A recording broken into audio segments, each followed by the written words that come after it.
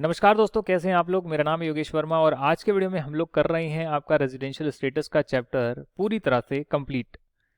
एक कॉन्सेप्ट इसमें रह गया था, वो मैं आपको बता देता हूँ। Income deem to accrue arise in India, ये कॉन्सेप्ट मैंने आपको नहीं कराया था। इसमें कुछ अमेंडमेंट्स थी, हालांकि वो अमेंडमेंट्स नेक्स्ट ईयर से लगेगी, तो इस ईयर में अमेंडमेंट्स नहीं है। जैसा मुझे लग रहा था वैसा ही हुआ। तो बात करते हैं income deem to accrue arise in India. उससे पहले समझते हैं कि ये जानना क्यों ज़रूरी है। दोस्तों, अगर income deem to accrue arise in India होगी, या तो इंडिया में एक्रू हुई है, या फिर इन केसेस में मान लिया जाएगा कि इंडिया में ही एक्रू हुई है, इंडिया में ही अराइज हुई है। तो अगर इंडिया में एक्रू अराइज हुई है, उस केस में वो इंडियन इनकम होती है और सभी के लिए टैक्सेबल होती है। इसीलिए जानना जरूरी है कि कौन सी income deem to accrue rise India है, जिसमें नंबर 1 चीज आ रही है income arising outside India being any sum of money paid without consideration by a resident to a non-corporate non-resident or a foreign company where aggregate of such sum is greater than 50,000। ये line मैं पहले नहीं लिखवाता था अपने notes में, but मैंने अब ये ऐड करवा दी है। और इसका मतलब ये है इनकम अराइजिंग आउटसाइड इंडिया, किसी इंसान की इनकम जो कि एक नॉन कॉर्पोरेट नॉन रेजिडेंट है। नॉन कॉर्पोरेट का मतलब कंपनी नहीं है बट नॉन रेजिडेंट है, या फिर एक फॉरेन कंपनी है। इसको जो है बाहर इनकम मिलती है, और किससे मिलती है? रेजिडेंट से मिलती है। रेजिडेंट इंडियन जो इंडिया का रेजिडेंट है, और 50,000 रुपए से ज्यादा की इनकम मिलती है विदाउट कंसिडरेशन कि भैया आपने पैसा ट्रांसफर कर दिया 50,000 से ज्यादा। हमारे रेजिडेंट इंडियन ने पैसा ट्रांसफर कर दिया किसको? नॉन रेजिडेंट को या फॉरेन कंपनी को, या तो फॉरेन कंपनी या फॉरेन कंपनी के अलावा जो नॉन रेजिडेंट है उनको।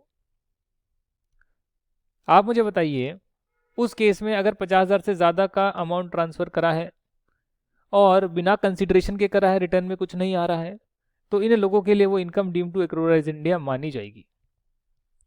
इस पूरे काम झाम को ऐसे हम लेकर चलते हैं। आगे बात करते हैं डिटेल में income deem to accrue rise India में क्या क्या आता है। सेक्शन 9 में सब सेक्शन 1 में क्या क्या लिखा है। Any income accruing or arising to an assessee in any place outside India whether directly or indirectly। Line का मतलब समझिएगा। Any income accruing or arising to an assessee in any place outside India, income तो India के बाहर accrue arise हो रही है, but वो डायरेक्टली या इनडायरेक्टली लिंक्ड है इनमें से किसी चीज से। और वो क्या है वो मैं आपको बता रहा हूं। नंबर 1, थ्रू और from any business connection in India. Through और from any business connection in India मतलब कि इनकम इंडिया के बाहर एक्रू राइज होती है, पर अगर उस इनकम को जनरेट करने के लिए कोई बिजनेस कनेक्शन इंडिया में ऑलरेडी एग्जिस्ट करता है, तो उसे हम income deem to accrue arise in India बोलेंगे। जैसे फॉर एग्जांपल, बिजनेस कनेक्शन का मतलब क्या है वो यहां दे रखा है। Any business activity carried out through a person acting on behalf of the non resident. एक इंसान जो इंडिया के बाहर है, जनरली रहता है, नॉन रेजिडेंट, उसके बिहाफ पर कोई इंसान इंडिया में एक्ट करता है, तो ये तो बाहर बैठे बैठे एक्टिविटी करवा रहा है, ये तो बाहर से सारी चीजें करवा रहा है, बट इसका जो बंदा है वो इंडिया में बैठा है, इसका एजेंट इंडिया में बैठा है। करेक्ट। जो इस नॉन रेजिडेंट के बिहाफ पर इंडिया में एक्ट कर रहा है, तो माना जाएगा कि अब जो इनकम जनरेट होगी वो deem to accrue arise in India होगी। समझ रहे हो आप? एक बंदा जो बाहर है अपने एजेंट से इंडिया में काम करवा रहा है, तो पैसा कर रहा है, धंधा कर रहा है, तो बिजनेस कर रहा है और धंधा कर रहा है, पैसा कमा रहा है। तो बिजनेस कर रहा है और पैसा कमा रहा है, तो माना जाएगा वो इंडिया में पैसा कमा रहा है, क्योंकि उसका इंडिया में बिजनेस कनेक्शन है। नहीं समझे? अच्छा, क्या ऐसा हो सकता है कि एक नॉन रेजिडेंट बाहर है इंडिया के, और इंडिया में उसका एक एजेंट है, वो एजेंट को बोलता है कि भैया यूके में एक आपको जो है काम करवाना है, बाहर की कंट्री में, यूके में, यूरोप में काम करवाना है, या सर्विसेज देनी है, अपने एजेंट के थ्रू करवा रहा है। ये दे रहा है एक्चुअली में अपने एजेंट के थ्रू इंडिया के बाहर ही सर्विस दे रहा है, तो income deem to accrue arise in India का है, तो इनकम कहाँ एक्रू हो रही है? बाहर हो रही है। बट क्योंकि उसका कनेक्शन जो है इंडिया में है, बिजनेस कनेक्शन जिसके थ्रू ये किया जा रहा है, वो पर्सन इंडिया में है, बिजनेस कनेक्शन इंडिया में है, तो इसलिए इनकम को मान लिया जाएगा कि वो इंडिया से अराइज हो रही है। अब थोड़ी सी क्लैरिटी आई होगी, सिर्फ थ्योरी से नहीं आ रहा, थोड़ा एग्जाम्पल के थ्रू भी क्लियर हो रहा है। अगर एजेंट का इंडिपेंडेंट स्टेटस है, ब्रोकर होते हैं कई एजेंट्स, का लाइसेंस होता है और इंडिपेंडेंटली काम करते हैं, आपके इशारों पर काम नहीं करते, आप पर डिपेंडेंट नहीं होते हैं, उस केस में जो है बिजनेस कनेक्शन नहीं माना जाएगा। जो एजेंट आप पर डिपेंडेंट है, आपके इशारों पर काम कर रहा है, आपके हिसाब से काम कर रहा है, इंडिपेंडेंट उसकी एग्जिस्टेंस नहीं है कि वो और लोगों का एजेंट नहीं है, सिर्फ आपका एजेंट है, उस केस में वो बिजनेस कनेक्शन माना जाएगा। यदि वो एजेंट का इंडिपेंडेंट अस्तित्व है, वो बहुत लोगों का काम करता है और आपका भी उनमें से एक काम कर रहा है जो आपने उसे काम दिया, तो उस केस में बिजनेस कनेक्शन नहीं माना जाएगा। ठीक है ना। अगर नॉन रेजिडेंट का सिग्निफिकेंट इकोनॉमिक प्रेजेंस है, सिग्निफिकेंट इकोनॉमिक प्रेजेंस है, तो उसको भी हम बिजनेस मानते हैं। इकोनॉमिक प्रेजेंस का मतलब कि उसका इंडिया में एक इकोनॉमिक प्रेजेंस है। आज आप देखते हैं अमेजोन है, अमेजोन ने तो चलो कंपनी बना ली इंडिया में, बट ऐसी कोई पोर्टल है जो इंडिया के बाहर है, बट उसने इंडिया में वेबसाइट बनाई, इंडिया में उसकी प्रेजेंस है, बहुत अच्छी प्रेजेंस है, तो यानी कि वो इंडिया में बिजनेस कर रहा है, इंडिया में उसका कनेक्शन है, वो जो इनकम कमा रहा है वो income deemed to resident India है, भले वो बाहर से कर रहा हो, भले वो ऑनलाइन कर रहा हो, बट उसकी इंडिया में इकोनॉमिक प्रेजेंस है। दैट मीन्स कि वो इनकम इंडिया में डीम्ड टू रेजिडेंट इंडिया मानी जाएगी, क्योंकि वो इंडिया में बिजनेस कर रहा है, ऐसा माना जाएगा। अच्छा सर, यहाँ तक की बात क्लियर हो गई। और बताइए, और क्या income deemed to resident India मानी जाती है जो एक इंसान इंडिया के बाहर भी कमा सकता है? ये सारी इनकम इंडिया के बाहर कमाई जा रही है। अगर डायरेक्टली इंडिया से कमाई जा रही होती, बंदा इंडिया में होता, तब तो वो एक्रूराइज इन इंडिया होता, डीम्ड का वर्ड नहीं आता। क्योंकि इनकम इंडिया के बाहर कमा रहा है बंदा बैठ के, इसके लिए डीम्ड का वर्ड आया कि भैया उसका लिंक इंडिया में है, इसके लिए मान लिया जाएगा इंडिया में एक्रूराइज हो रही है। इसमें से एक कनेक्शन हमने देखा, एक केस देखा, बिजनेस कनेक्शन इंडिया में होता है और उससे इनकम आती है, तो वो deemed to accrue arise in India मानी जाती है। दूसरा केस है थ्रू और from any property in India. आप इंडिया के बाहर बैठे हैं, प्रॉपर्टी इंडिया में है, आपने बाहर किसी बंदे को रेंट दे दिया, मान लेते हैं बाहर रेंट पर दे दिया आपने बाहर किसी बंदे को रेंट, वो आपको बाहर के अकाउंट में देता है, बट उसका एसेट इंडिया में यूज हो रहा है, तो सारी चीजें बाहर कर रहे हो, इनकम बोलोगे भाई मैंने बाहर वाले बंदे को रेंट पर दिया, पर वो जो प्रॉपर्टी है वो इंडिया में है, तो मान लिया जाएगा वो इनकम जो अराइज हुई है वो इंडियन इनकम है, income deemed to accrue arise in India है।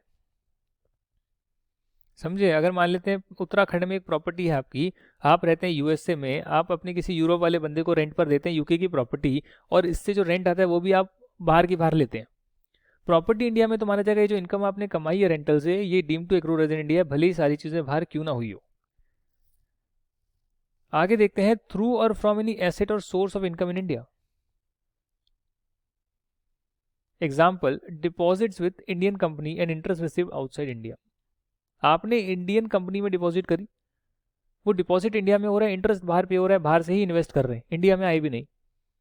अब क्योंकि इंडिया में डिपॉजिट करी गई है, तो उससे जो इंटरेस्ट जनरेट होगा, भले इंडिया के बाहर क्यों ना पे हो, वो deemed to accrue arise in India माना जाएगा। और आखिरी है through the transfer of capital asset situated in India. जैसे मैंने बोला यहाँ पर प्रॉपर्टी इन इंडिया, तो उसी में प्रॉपर्टी में कैपिटल एसेट भी आ गया।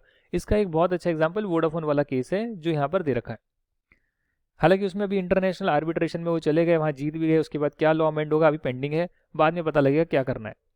तो यहाँ ए लिमिटेड है वो यूएसए में है, इसके पास 80% शेयर्स हैं बी लिमिटेड के जो कि यूके में है। समझिए इसको, एक कंपनी जो है यूएसए में है, उसने दूसरी कंपनी के 80% शेयर लिए हुए हैं जो यूके में है, यूनाइटेड किंगडम, नॉट उत्तराखंड। इस बी लिमिटेड ने सी लिमिटेड जो इंडिया में एक कंपनी है उसके 90% शेयर ले रखे हैं। तो ये हो गई अल्टीमेट होल्डिंग, ये हो गई होल्डिंग कंपनी, ये हो गई सब्सिडरी कंपनी, सब्सिडरी होल्डिंग और इसकी भी holding ultimate holding company, parent company. अब अगर बी लिमिटेड इस कंपनी के जो इंडिया में सिचुएटेड है इसके शेयर्स अपने यूके में ही बैठे बैठे किसी डी लिमिटेड यानी कि तीसरी कंपनी, चौथी कंपनी को जो ऑस्ट्रेलिया में, उसको ट्रांसफर कर दे, यानी यूके में बैठकर मैं अपनी सब्सिडरी के शेयर्स जो इंडिया में सिचुएटेड है, मैं उसके शेयर्स इंडिया के बाहर बैठे बैठे इंडिया के बाहर ही ट्रांसफर कर रहा हूं, तो माना जाएगा कि आपने इंडिया से जो है अपनी वैल्यू ड्राइव कर रही है। Value is drive from India, India word लिखा होगा यहाँ पर, कट गया, ऐड कर लेना। इसमें एक सर्कुलर भी आया है, सर्कुलर का मतलब आप उसको फॉलो करें या ना करें, डिपार्टमेंट यानी कि CBDT, central board of direct taxes जो है वो निकालता है, फॉलो करें ना करें आपकी मर्जी है। Dividend declared and paid by foreign company outside India not deemed to be income accrue or arise in India. ठीक है ना। फॉरेन कंपनी जो है, इंडिया के बाहर की कंपनी जो है, हो सकता है वो इंडिया में बिजनेस करे या जो भी करे, बट जो डिविडेंड डिक्लेयर कर कर पे करेगी वो उसको डीम टू एक्रो रेजिडेंट नहीं माना जाएगा। वरना कल को ये भी कह सकते हैं कि फॉरेन कंपनी ने इंडिया में धंधा करा, उससे प्रॉफिट कमा, उस पर टैक्स दिया, अब वो जो डिविडेंड भी दे रही है ना, वो भी इंडियन इनकम है क्योंकि उसने इंडिया में बिजनेस किया उस फॉरेन कंपनी ने। तो वहां पे राहत दे दी एक तरह से, भैया नहीं नहीं ऐसा नहीं होएगा, डिविडेंड जो आप डिक्लेयर और पे कर रहे हैं वो इंडिया के बाहर अगर पे कर रहे हैं और आप फॉरेन कंपनी है तो उसे हम इंडिया की income deem to accrue resident नहीं मानेंगे। तो ये 4 कैटेगरीज होती है जहां पर इंडिया के बाहर से काम झाम भी कर कर जो है आप उसको income deem to accrue resident मान सकते हैं। इसमें कुछ बिजनेस कनेक्शंस नहीं होते हैं, जो हमने बताया ना कि भाई बिजनेस कनेक्शन होगा, बिजनेस कनेक्शन एजेंट है या कोई कनेक्शन है, उसमें क्या नहीं होता है वो भी बताया गया है। यदि नॉन रेजिडेंट ये सारी चीजें कर रहा है, जैसे कि purchase of goods in India for export, purchase of goods in India for export, non resident ने कॉल लगाया यूएसए से बैठे बैठे, मेरे भाई यहां से गुड्स खरीद के जो है ऑस्ट्रेलिया एक्सपोर्ट कर देना, वो यूएसए से बैठा बैठा एक्सपोर्ट करवा रहा है, गुड्स खरीद कर एक्सपोर्ट ही करवा रहा है, तो खरीद कर यूज नहीं कर रहा, उसको भी बाहर निकलवा रहा है, उस पर छूट दे दी गवर्नमेंट, चाहती है एक्सपोर्ट प्रमोट हो, उसको बिजनेस कनेक्शन नहीं माना। जो एक्सपोर्ट कराया जा रहा है, इंडिया का प्रमोशन हो रहा है, छूट दे दी गई, इसको बिजनेस कनेक्शन नहीं माना गया। सिमिलरली बहुत सारे चाइना से रिपोर्टर आते हैं, अमेरिका से आते हैं, यूएसए से आते हैं, इंडिया में आते हैं, इंडिया में कलेक्ट करते हैं न्यूज़ और व्यूज़, और वो जो है फुटेजेस जो है वो इंडिया के बाहर टेलीकास्ट होती है, बीबीसी न्यूज़ हो गया, चाइना न्यूज़ हो गया, बहुत सारी चीज़ें हो गई, यूएसए की न्यूज़ हो गई। तो इंडिया की फुटेज लेते हैं, बाहर टेलीकास्ट करते हैं, उससे इनकम आती है, एडवर्टीजमेंट भी कमाते हैं, उन्हें छूट दे दी गई, भाई नहीं तुम करो, कोई दिक्कत नहीं है, वरना तो कोई बंदा न्यूज़ दिखाएगा ही नहीं कि ये तो मेरी इनकम इंडिया में हो जाएगी टैक्सेबल, तो उसमें छूट दे दी गई है। शूटिंग फिल्म इन इंडिया, अगर इंडिविजुअल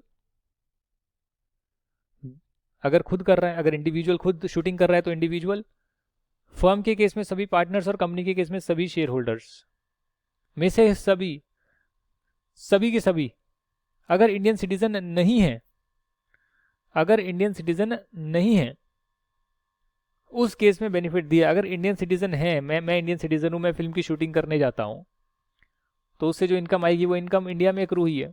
अगर मैं सिटीजन नहीं हूं और फिर मैं इंडिया में आता हूं और शूटिंग करके जाता हूं तो उसमें छूट दे दी गई है, आइए इंडिया में शूटिंग करिए, प्रोवाइडेड अगर मैं इंडिविजुअल हूं तो मैं खुद, अगर मैं पूरी फर्म है और मेरा ये शूटिंग का काम करती है उसके सभी पार्टनर, अगर मेरी कंपनी है तो उसके सभी share holder they are not Indian citizens, उनको बेनिफिट दिया है कि कोई बात नहीं, आ जाओ शूटिंग कर लो चले जाओ। जैसे कि अभी आया था आपका मिशन इम्पॉसिबल 5 आई थी, उसमें टॉम क्रूज आया था, मुंबई में शूटिंग करी थी, और आजकल तो शूटिंग करते हैं, क्यों करते हैं, क्योंकि इंडिया का बहुत बड़ा क्राउड है और अगर एक दो सीन इंडिया में कर लिए तो इंडियन ऑडियंस में क्रेज बढ़ जाता है, और फिर हिंदी डब करके रिलीज कर दी तो बहुत सारे जो है पैसे कमाए जा सकते हैं।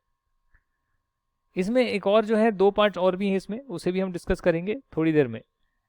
नेक्स्ट पॉइंट की बात करते हैं, जो आपका बिजनेस कनेक्शन नहीं माना जाएगा अगर इसको कोई नॉन रेजिडेंट कर रहा है। इसका मतलब क्या है, इसका मतलब यह है कि इन केसेस में income deem to accrue arise in India नहीं मानी जाएगी। अब deem to accrue arise in India नहीं मानी जाएगी, पर यह तो हो सकता है कि इनकम रिसीव्ड इन इंडिया हो, deem to accrue arise in India नहीं है बट अगर रिसीव्ड इन इंडिया भी है तो भी वो इंडियन इनकम हो जाएगी। तो कॉन्सेप्ट को आप कैसे ले रहे हैं, मैंने ये नहीं बोला कि इन इनकम पर कभी टैक्स नहीं लगेगा नॉन रेजिडेंट के लिए, मैंने सिर्फ इतनी सी बात बताई है कि income deem to accrue arise in India नहीं होगी क्योंकि ये बिजनेस कनेक्शन नहीं है। ये बात समझ में आई आपको। कल को मान लो कि यहाँ पर जो है इनकम जो है रिसीव इंडिया में ही होती है, तो फिर ये इंडियन इनकम होगी ना, फिर टैक्स लगेगा ना, क्योंकि 2 कंडीशन होती है, या तो एक्रू हुई हो या फिर रिसीव हुई हो, या डीम टू एक्रू हुई हो या डीम टू रिसीव हुई हो, कुछ भी होगा दोनों में से तो वो इंडियन इनकम होती है। अभी हम सिर्फ क्या पढ़ रहे हैं, डीम टू एक्रू राइज जो है वो नहीं होगा बिकॉज ये बिजनेस कनेक्शन नहीं माने जाते। अगला पॉइंट है display of rough uncut diamonds by foreign mining company. Foreign mining company specialise notified zone होते हैं, जैसे कि स्पेशल इकोनॉमिक जोन्स होते हैं, अगर आपको नहीं पता तो मैं बताता हूँ। गवर्नमेंट ने पूरे इंडिया में, भारतवर्ष में कुछ स्पेशल इकोनॉमिक जोन बनाए हैं, जहाँ का पर्पस होता है कि यहाँ पर जो भी प्रोड्यूस होगा वो एक्सपोर्ट होगा, वो एक्सपोर्ट होगा। सिर्फ यही पर्पस है इसका, सिर्फ यही पर्पस है इसका कि जो भी चीज़ बनेगी वो एक्सपोर्ट होगी, एक्सपोर्ट होगी, एक्सपोर्ट होगी। सिमिलरली स्पेशलाइज्ड नोटिफाइड जोन्स इन्हीं चीज़ के लिए बनाए हैं कि आप अपना रफ अनकट डायमंड को रखें, डिस्प्ले करें, और डिस्प्ले कर भी जो है कई बार पैसा कमाया जाता है। आपने सिर्फ दिखाया uncut diamond. Foreign mining companies होती है, माइनिंग तो आप समझते हैं क्या होती है, जो खाने होती है, लाइमस्टोन होता है, सीमेंट बनता है, उससे निकलता है, वो माइनिंग करी जाती है। फॉरेन माइनिंग कंपनी नहीं, फॉरेन की जो कंपनी है। अब वो अगर डिस्प्ले कर रही है इन जगहों पर, जो कि स्पेशलाइज्ड नोटिफाइड जोन है, नॉर्मल इंडिया नहीं है। नॉर्मल इंडिया में जोन्स बने हैं, स्पेशल नोटिफाइड जोन। उस नोटिफाइड जोन में अगर वो डिस्प्ले करते हैं अपना प्रमोशन करने के लिए, तो उसे deem to accrue resident India नहीं मानेंगे। और किसको? रफ अनकट डायमंड को। ये नहीं कि डायमंड की रिंग बनाकर बेच रहे हो, ये डिस्प्ले कर रहे हो। आखिरी है business whose all operations are not carried in India.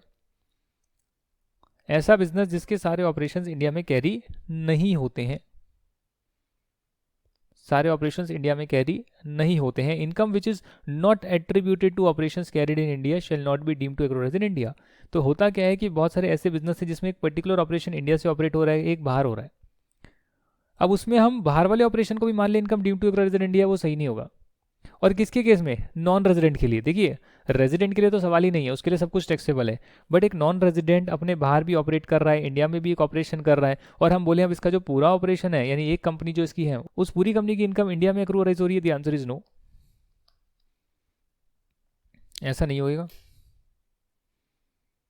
ऐसा नहीं होएगा, ठीक है, ऐसा नहीं होएगा। जो इंडिया में है ऑपरेशन, उसके लिए वो deem to accrue resident India है, जो इंडिया के बाहर है उसके लिए नहीं है। बात करते हैं आखिरी पॉइंट की, यहां पर दे रखा है income attributable to the operations carried out in India also includes.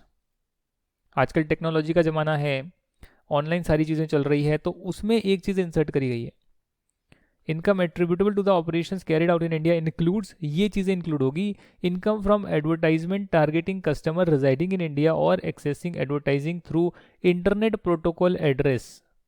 IP address बोलते हैं इसको, 112.168.1.1 आईपी एड्रेस होता है। हर कंप्यूटर का एक आईपी एड्रेस होता है। वो आईपी एड्रेस अगर इंडिया में है तो क्या कर रहे हैं? फेसबुक क्या कर रही है? एडवर्टीजमेंट से पैसा कमा रही है। कहाँ की कंपनी है? इंडिया के बाहर की कंपनी है। पैसा जो कमा रही है वो एडवर्टीजमेंट दिखाकर कमा रही है अपने ऑनलाइन प्लेटफॉर्म पर। बट अगर वो इंटरनेट प्रोटोकॉल एड्रेस इंडिया का है, जो मैं देख रहा हूँ, और उससे जो रेवेन्यू जनरेट हुआ है, तो वो इंडिया में deemed to accrue resident India माना जाएगा। मतलब attributable operation carried out in India माना जाएगा। ऐसी बाहर की और कंपनीज भी हो सकती है फेसबुक के अलावा। टिकटॉक, तेरी प्यारी प्यारी दो अखियां।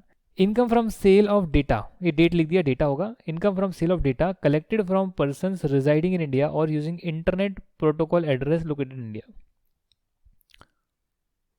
मतलब अरे भैया, सब लोग इंडिया का डेटा बेच रहे हैं, इंडिया में डेटा कलेक्ट कर रहे हैं, यूजर का बिहेवियर कलेक्ट कर रहे हैं, उसको बेच रहे हैं, डेटा बेचकर पैसा कमा रहे हैं। तो इसमें क्या कर सकते हैं हम?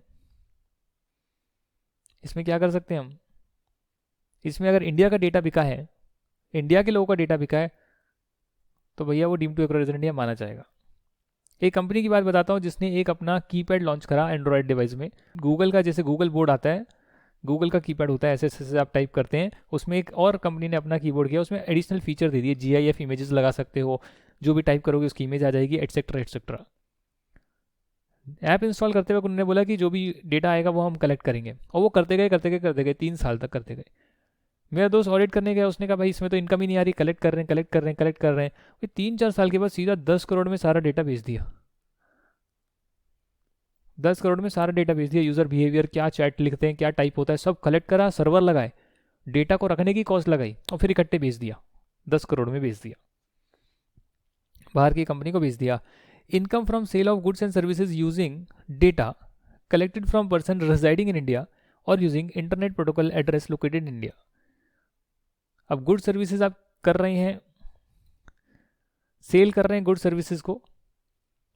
हो सकता है कि कोई बाहर की वेबसाइट हो और इंडिया में ऐड लगाकर क्लिक करे कोई बंदा इंडिया में और उसको सेल कर दे सामान, तो वो क्या होगा? उसकी सेल ऑफ गुड सर्विसेज, कि भैया वो ऑपरेशन वो इंडिया में कैरी कर रहा है, भले ही कर तो ऑनलाइन रहा है, बट क्योंकि इंटरनेट प्रोटोकॉल एड्रेस इंडिया का है, तो इसलिए वो deem to accrue resident India माना जाएगा। इसी के साथ जो है आखिरी चीज और एक रह गई थी, वो है यहाँ पर हम करने वाले हैं कि बिजनेस कनेक्शन किस किस केस में होता है। जो यहाँ हमने पढ़ा है कि नॉन रेजिडेंट के केस में उसका बिजनेस कनेक्शन होता है, वो किस किस केस में होता है वो मैंने बताया आपको। अगर उसका कोई व्यक्ति इंडिया में एक्ट कर रहा है उसके बिहाफ पर, जो कि इंडिपेंडेंट एजेंट नहीं है, उसकी जो है यहाँ पर व्याख्या करी गई है, भैया कौन सा एजेंट होगा या क्या चीज़ प्रेजेंट होगी तो हम बिजनेस कनेक्शन मानेंगे। क्लैरिटी यानी जरूरी है, पेपर में कभी आता नहीं है फिर भी बता रहा हूँ मैं आपको। Agent must have authority to enter into contracts on behalf of non resident and agent generally exercises his authority. आपके बिहाफ पर करने का मतलब मालूम है क्या होता है? किसी के बिहाफ पर करने का मतलब मालूम है क्या होता है? कि वो एजेंट जो एक्ट करेगा उससे नॉन रेजिडेंट बाइंड हो जाएगा, नॉन रेजिडेंट को वो फॉलो करना पड़ेगा, क्योंकि उसने अथॉरिटी अपने एजेंट को दी है। ऐसा एजेंट होना चाहिए, तब पता लगेगा कि भाई उसके डायरेक्शन पर काम कर रहा है, नॉन रेजिडेंट के डायरेक्शन पर काम कर रहा है, और उसके डायरेक्शन पर काम करने से जो एजेंट एक्ट करेगा उससे नॉन रेजिडेंट की लाइबिलिटी आ जाएगी। ये नहीं हो सकता ना कि एजेंट अपने लिए अलग काम कर रहा है, नॉन रेजिडेंट उसकी सर्विस ले रहा है, ऐसा नहीं है। नॉन रेजिडेंट के डायरेक्शन पर एजेंट काम कर रहा है और वो अथॉरिटी रखता है कि वो नॉन रेजिडेंट के बिहाफ पर कॉन्ट्रैक्ट कर सकता है, वैसा कोई मैकेनिज्म है, तो इसका मतलब नॉन रेजिडेंट का बिजनेस कनेक्शन इंडिया में है। Agent secures orders in India mainly for that non resident. वो एजेंट उस नॉन रेजिडेंट के लिए ही ऑर्डर सिक्योर करता है, किसी और के लिए नहीं करता। कर सकता है इक्का दुक्का, ज़्यादा नहीं करता, मेनली उस नॉन रेजिडेंट के लिए करता है। अगर वो एजेंट सबके लिए कर रहा है तो इसका मतलब वो एक इंडिपेंडेंट एजेंट है, वो इसका कोई एक्सक्लूसिव एजेंट नहीं है, तो इसलिए एक्सक्लूसिव होना जरूरी है। Where agent has no authority but he maintains in India stock of goods from which he generally deliver goods on behalf of that non resident. उसके पास नॉन रेजिडेंट की अथॉरिटी नहीं है, बट वो एक सेपरेट बुक रखता है जिसमें सभी गुड्स की डिटेल है, और जब नॉन रेजिडेंट को डिलीवर करना होता है, नॉन रेजिडेंट के बिहाफ पे डिलीवर करना होता है, तो वो उसमें सारी चीज़ें रिकॉर्ड करता है। यानी कि एक पर्टिकुलर डेटाबेस बना हुआ है कि भाई ठीक है, मैं अपना काम तो कर रहा हूँ, बट जब तेरा काम आएगा डिलीवर करने का तो भी मैं कर दूंगा, उसके मैं रिकॉर्ड्स में रख रहा हूँ, ठीक है ना, जिसमें से वो नॉन रेजिडेंट के बिहाफ पर डिलीवर करता है गुड्स, जो भी ऑर्डर वगैरह आता होगा। एक एग्जाम्पल भी है समझाने के लिए कि बिजनेस कनेक्शन कहाँ कहाँ पर होता है। Agent of one non resident secures order for other non resident. मैंने आपको बताया कि एक नॉन रेजिडेंट का एक एजेंट होता है, कई एजेंट भी हो सकते हैं, बट वो मेनली अगर इसी का काम कर रहा है तो उसका एजेंट माना जाएगा। अब अगर ये एजेंट किसी दूसरे नॉन रेजिडेंट का भी काम ले ले, किसी दूसरे नॉन रेजिडेंट का काम भी ले ले, तो भी बिजनेस कनेक्शन हो सकता है। कब हो सकता है मैं आपको बताता हूँ। तो भी बिजनेस कनेक्शन हो सकता है कि भैया ये नॉन रेजिडेंट ए है और इस नॉन रेजिडेंट ए का एक एजेंट है, ये नॉन रेजिडेंट बी का ऑर्डर ले रहा है, फिर भी बिजनेस कनेक्शन हो सकता है अगर ये नॉन रेजिडेंट बी इसे कंट्रोल करता है या ये इसको कंट्रोल करता है, यानी दोनों में से एक दूसरे को कोई भी कंट्रोल कर सकता है। तो भैया भले ही एक का एजेंट हो, बात तो वही पड़नी है, कोई फर्क नहीं पड़ना है। मैंने अपना एजेंट बनाया बट मेरा जिस पर कंट्रोल है उसने भी ऑर्डर प्लेस कर दिया, तो वो भी एक तरह से एक ही बात मानी जाएगी। या मैं इसके कंट्रोल में हूं और मेरा एजेंट बना हुआ है, तो वो इसका एजेंट भी माना जाएगा। समझे आप? एक दूसरे पर कंट्रोल एक्सरसाइज करते हैं, तो बात एक ही है ना यार, बात एक ही है। और लास्ट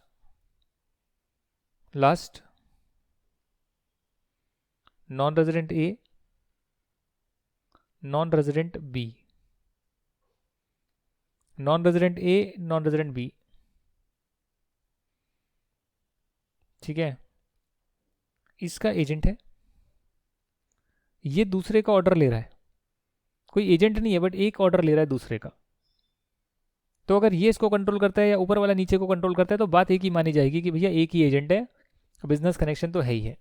वरना कल को ये पता लगे नॉन रेजिडेंट बी बोल रहे हैं भाई देखो ये मेरा एजेंट तो है नहीं, ये तो ए का एजेंट है, मेनली ए का काम करता है, मैं तो सिर्फ ऐसे ही मैंने एक काम करवा लिया था। बट हम बोलेंगे अभी भी आपका बिजनेस कनेक्शन है, क्यों? क्योंकि आप एक दूसरे को कंट्रोल कर सकते हैं। या फिर ये दोनों किसी थर्ड नॉन रेजिडेंट जो है वो इन दोनों को कंट्रोल कर सकता है, तो भले ही नॉन रेजिडेंट ए का एजेंट क्यों ना हो फुल टाइम, अगर नॉन रेजिडेंट बी का ऑर्डर सिक्योर करेगा तो बात एक ही है, क्योंकि दोनों किसी थर्ड पार्टी के कॉमन कंट्रोल में है। तो सारी चीज कंट्रोल की है, बात एक ही है। आप सामान लेने जाएं और सामान लेकर बोलें कि भैया मैं क्रेडिट पर ले आया हूँ और आपका भाई पैसे दे आए, तो बात वही है, माना जाएगा आप ही ने दिए हैं, आप ही के लिए दिए हैं, ये नहीं बोलेगा अलग अलग पर्सन है। समझे आप? तो ये पूरा का पूरा जो है deem to accrued resident India का कॉन्सेप्ट है, थोड़ा कॉम्प्लेक्स है, बट अब आपको जो है चीज़ें समझ में आई होगी। इसी के साथ आपका रेजिडेंशियल स्टेटस हो गया। इसके क्वेश्चन आंसर्स मैंने अपलोड कर दिए हैं और मैं इसके एमसीक्यू भी अपलोड कर रहा हूँ आज, तो आप ज़रूर एमसीक्यू टेस्ट दीजिएगा और मेरे तक अपना रिजल्ट ज़रूर पहुँचाइएगा। तो हमारा बेसिक हो गया है, बेसिक कॉन्सेप्ट हो गया है, हमारा रेजिडेंशियल स्टेटस हो गया है। नेक्स्ट क्लास में हम हाउस प्रॉपर्टी, मतलब इसके क्वेश्चन आंसर्स करेंगे स्टडी मटेरियल के, और उसके बाद हाउस प्रॉपर्टी डिस्कस करेंगे, उसके क्वेश्चन आंसर्स करेंगे, जो पिछली बार वाली ही मैं लगा दूंगा। पिछली बार और इस बार में कोई चेंज नहीं है, सिर्फ 2 वीडियोज़ हैं, बढ़िया बने हुए हैं, ऐड हो जाएंगे, कोई चेंज नहीं है, सब कुछ सेम है। और फिर हम कैपिटल गेन करेंगे। कैपिटल गेन होने के बाद पीजीबीपी होगा, और जब पीजीबीपी हो जाएगा तो समझ लेना कि आपका ऑलमोस्ट इनकम टैक्स कंप्लीट हो गया है, मोर देन 60% कंप्लीट हो गया है। फिर छोटे छोटे चैप्टर्स करेंगे, और छोटे छोटे चैप्टर्स करने के बाद आपका करीब 80% कंप्लीट होएगा, और लास्ट में फिर 20% करेंगे। तो ये हमें करना है पूरा 80% फटाफट से, और इस पर मैं लग रहा हूँ। Thank you so much for watching this video. इस वीडियो को देखने के लिए आपका कई दिल से बहुत बहुत धन्यवाद। जय हिंद एंड बाय।